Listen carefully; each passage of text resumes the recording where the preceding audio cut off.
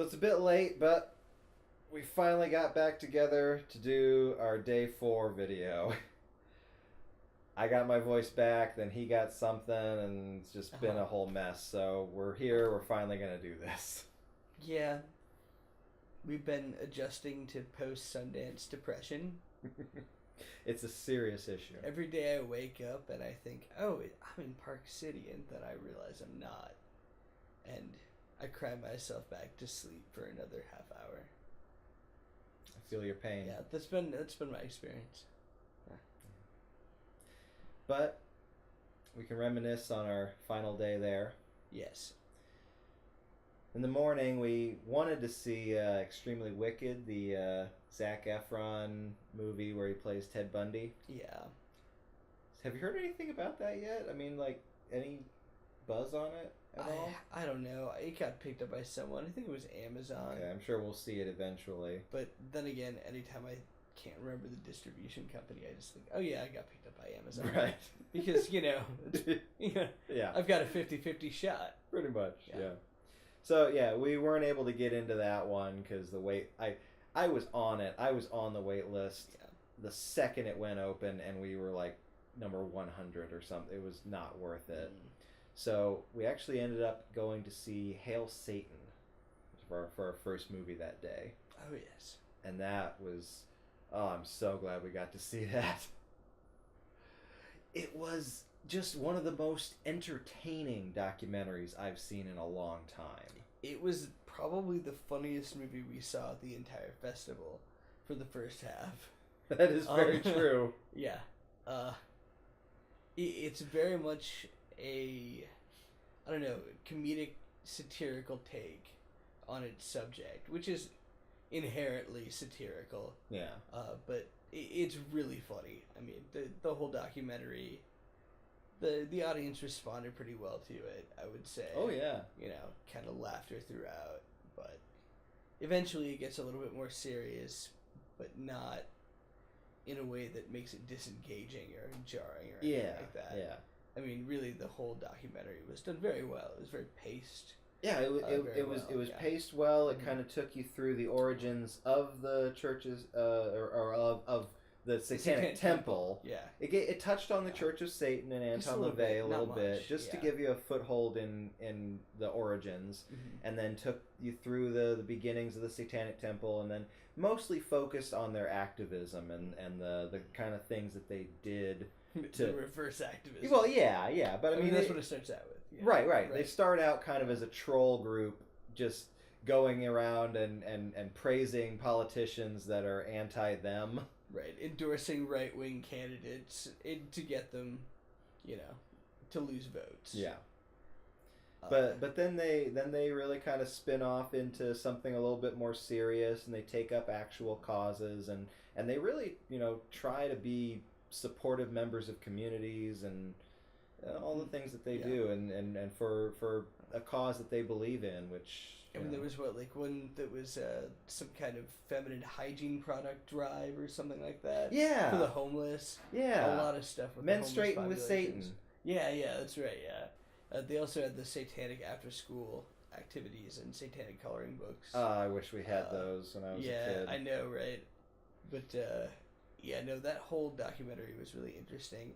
But there was this whole undertone for me, having, being somebody who's read the Book of Satan and understands LaVeyan Satanism, that just, it's been bothering me for weeks in thinking about it. And it's just, there's this undertone throughout the whole documentary, as it goes from Lucian Graves to an organized movement. Right. They're becoming more and more organized throughout, and more like what they hate. And that kind of, it runs through the whole documentary. Yeah, it definitely touched because it's on going that. in chronological order, and it's going to, it's going to be that way. And it even kind of demonstrated how Lucian himself is kind of feeling he's feeling conflicted about this whole aspect, but ultimately it is for the best that they stay organized, so that they can stay on message, so that if a member goes rogue and does something crazy, it doesn't hurt the overall group, because unorganized, it can be chaos, and they can lose what power that they've gained. Right. There is definitely benefit to the organization, but it Absolutely. is a conflicting thing for a group like that who originated through chaos, basically. And the hatred of organized religion. Yes. Which is now an organized. I would call it not really a religion. It is technically a religion. I mean, yeah. It is. Yeah. But it is a very strange cultural phenomenon, more than anything.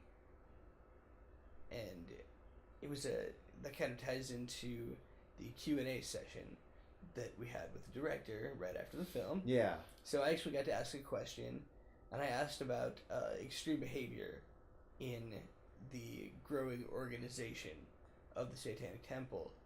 And her basic response was, I really wish Lucian was here with me to answer the question. My guess is because she didn't know as much about the theology and the logistics. So it was interesting. Yeah. She didn't really dodge it entirely. No, she was genuine in that she just didn't know the statistics on that sort of thing. It was one of those, like, did you witness anything weird and screwed up going on there? And she was like, nah, not really, no. No, because for the most part, they're just normal people. These were cool people. Yeah. So that was interesting. And it was fun to be able to, be right there. We were, like, the third row. Yeah, that's right. Yeah, Which for Q&A is great. It's perfect. Yeah. Right. And so that was a lot of fun. Right, so then the next movie, we had a bit of a break there. We kind of wandered around Park City, did some stuff. It was a little tougher to get into movies, or to at least even find movies on this last day. So we ended up going to a later. It was later in the evening. It was like 7:30 or so. Something like that. Yeah. A movie called Sweetheart. Yes. Which, on the surface, basically, people were using, like, you told me those reviews said, like, Shape of Water gone wrong. There was one tweet. I mean, I kind of get that, but I would equate it more to, like, just... It's not. It's basically if Blumhouse did Creature from the Black Lagoon. Yeah, that's more, a fair. Yeah, that's a fair comparison. Yeah. It was a pretty straightforward island survival / creature feature kind of movie, and it will probably be on a streaming service near you very shortly. But it's a solid film. I would say the actress who portrayed the lead was very good, and it entirely rides on her performance and kind of the direction of the story. Well, it's basically her on screen for like 60-70% of the whole movie. It's Castaway, but better. Yeah, like something actually happens. And very little dialogue. And no Wilson. So yeah. But no, it was a genuinely interesting movie, and it was lower budget, and it was very much like a Blumhouse level budget. Right. Yeah. I mean, it was a Blumhouse film, so it fit their model. Right, and it was interesting. But during the Q&A, somebody actually asked the director about working with Blumhouse and what that experience was like, and it was really interesting to hear him say that he found it to be really freeing to work with them. Like, as long as you've basically you have to just meet the budget requirements. If you fall within their budget, they give you pretty much complete freedom. At least that was his experience. Right. Which he also had a lot of buzz around him. True. As a new director, but so shall we talk about the director? And how we met this man? We should probably probably include so this we story. got in a little bit late to this screening, right? There were a lot of people who had pre-purchased tickets. We were high up in the wait list, but still, it was a small people theater, just kept and they were filling in and filling in. So when we finally were able to get in, there was nothing left. There were no seats together anywhere except in the very top right-hand corner of the theater, there were this set of 4 seats. They were the crappiest seats, and there was a big design flaw. They were, one was elevated above the other, and they were away from all of the others, and there was a wall that covered up most of the screen. There was this the ledge bottom row right in front. So if you sat in the chair, half the screen was gone. Right. And so we both sat down, and I think I just got up and immediately got said, back up. "Fuck, Yeah. no." And there's this guy behind us who's he's kind of in that position where you're occupying multiple seats at once and you want to be alone. He's on his phone. Yeah. And he's just like, "Oh, hey, you guys want these seats? I've seen this movie before." Yeah, and, he noticed we were looking around, and he offered us the better seats that were higher up. Yeah. And he took the crappy ones because he claimed he had seen the movie before. Yeah. And I just thought he was like, he worked there, was like a volunteer or something, had nothing better to do. Yeah. Maybe like just a fan. Yeah. Of the movie. Yeah. So then he actually got up and like he left. I thought he went to the bathroom or something, and then the movie was about to start, and someone from the Sundance Institute came out to introduce it, and said that the director was there for the Q&A afterwards, and then introduced him, and then the guy who came up to the podium was that guy. Yes. Yeah, so he comes back. We both kind of like looked at each other like, oh my god. No, I straight up said to him, "Oh, you've seen this movie before, huh?" And he just kind of laughs at, "Well, I didn't want to." Yeah, right. He was being humble. The whole time, this man was humble. Oh, yeah. It was incredible. So we found out some stuff about this guy. After the showing, there was a Q&A. We didn't ask any questions. But as we were heading down, I don't think anybody was really saying hi to him. I mean, maybe just a couple he was people. like, I think he was in like a mild conversation with one person as people were kind of like filing out. Yeah. But we decided to kind of come up to him because we had this exchange, so we've got an in with him sort of, and just got his attention. He said hi again and asked to take a picture with him. Yeah. And he was really receptive to that. I don't think he got that too much. Yeah, and so in the Q&A, he mentioned something about having a previous film in Sundance, and also having worked at Bad Robot at one point. As it turns out, I asked him what that movie was that was in Sundance, and it was Slight, which I had seen before, which was a pretty decent film. And check that out. There was a lot of buzz about that director, enough to get him a deal with, I believe it was Universal, or whoever owns the rights to The Fly, which he is set to direct now, after Sweetheart, which I thought was interesting. And we asked him what he was doing in the future, and he was kind of, I wouldn't say dismissive, but hesitant. Like, he didn't want to give away any details. It made me think that maybe he might have been taken off the project. Oh. But that's just like me being a gossipy little biddy. So I do wonder. But yeah, no, he was at least slated for it. The Sundance hype around Slight was very significant. And he seemed kind of impressed that I knew that movie. Yeah. And I'm like, well, no, dude, like this was, you were big shit at Sundance, Yeah. And so then after that, we took pictures and everything, and he was just, I don't know, he was really humble and just very kind, and thanked us multiple times for coming out to see the movie and enjoying the movie. But we looked at his IMDb page, and as it turns out, he was at one time a receptionist at Bad Robot, and he worked his way up a little bit, and he did special effects for The Force Awakens. Star Wars The Force Awakens. And I'm like, oh, of all things to be humble about. Right? He casually mentioned my time at Bad Robot. That was all he said. He didn't bother to mention that it was fucking Star Wars. Right, exactly. Oh. So yeah, no, this guy, if he really succeeds with this remake of The Fly, I'm really going to be watching out for him. Yeah. Because if he can bring back body horror, when you think about this film, it's not body horror. Sweetheart is not. Yeah. But the creature and the way he approached the design of the creature, which he Mhm. talked at length Oh yeah. of in the Q&A. That makes me think he would be perfect for I that can genre. totally see that. So Yeah. I'm very much looking forward to the future of J.D. Dillard Yeah. after that film. So then I didn't actually see any more movies. My sore throat was to a point where I was done for the evening. I wanted to call it a night. Andrew still had a little bit of energy Oh yeah.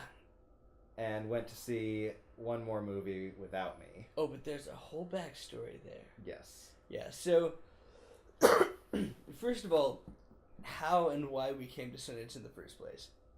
So Luke, you follow Film Threat. Is that Yes. where you? Okay, so Luke had heard some things about Sundance logistics and how to do the festival from Film Threat, and I had heard a little bit from this YouTuber, the ATZ show, this man named Arturo, who had published a video about like 5 tips for Sundance or whatever, and he was very detailed, and kind of those two ideas together are what gave us the idea that, oh wait, this might actually be feasible. Let's do it now.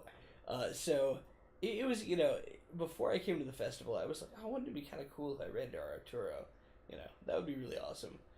So we ended up standing in line for Hail Satan, as we discussed before, and in front of us was this man and his girlfriend, and there was a volunteer going around doing trivia and asked about some award for last year. And the guy in front of us immediately shouts out, "Searching!" And so this is a film that I love, and Arturo has done a lot of interesting work with, and he interviewed the producer. And so I talked to the guy in front of me. I was like, "Hey, so have you heard of the ATZ show and their perspective?" And he said, "Oh yeah, I know Arturo." And he pulls out his phone, and he's the other guy. He's the co-podcaster of Arturo, who interviewed the producer. So that's why he knew the answer straight away. Yeah. And so we talked with him at length in the line, and we sat together, and Yeah, we talked about Yorgos Lanthimos forever. We were right next to him for Hail uh-huh. Satan. Right, and I went on and on. I felt a little bad for you, but I was in my element, and he was too. He was very much geeking out. Oh yeah, the guy was so genuine. The guy was great. Right, and so he was. I was like, okay, so I'd like to meet Arturo. Is he here? And he's like, well, yeah, he's around, but he's really busy. We are gonna see Wounds later on tonight at the midnight screening, and I legitimately, like, not a stalker, I wanted to get into that movie really bad. And it was the library, which is really nice when they're midnight screenings for us, because it was within walking distance of the condo. Yeah, it was So like they were less still than half a viable. mile. Right, so I didn't have to, like, rely on buses that halfway close at midnight. So I decided, yeah, I'll go see this movie. And I got like 7, maybe 9 in the wait list. Yeah, you did pretty well. well. So I was really high. So I walked over there, and there was a guy who was giving away tickets. He gave one to the guy behind me, and the guy behind me says, "Hey, do you want a voucher? Are you going to pay in cash?" I was like, all right. So he just gives it to me. So I got in for free, and I went down the middle aisle, and I was looking for a seat, like, towards the front, and I was like, well, it'll be better if I go in from the other side. So I go around, and then I'm like, oh, there's this whole row, and it's Zach and his girlfriend and Arturo and these 2 other people. And so I sat behind them, and Zach immediately recognized me, and then eventually I ended up talking with Arturo, and afterwards took a picture with him and everything. So it was a lot of fun. We talked about the film afterwards and what we thought of it. So Wounds was interesting, and I have no idea how this is going to do with general audiences. Yeah. I really don't. Like, I have no idea. Well, this one has, like, Army Hammer and Zazie Beetz and somebody else. And Dakota Johnson. Yes. So Army Hammer and Dakota Johnson are a couple, and they own a bar, and Army Hammer is cheating on her with Zazie Beetz, kind of. I don't know if it's implied that they were, or, but they do throughout the film.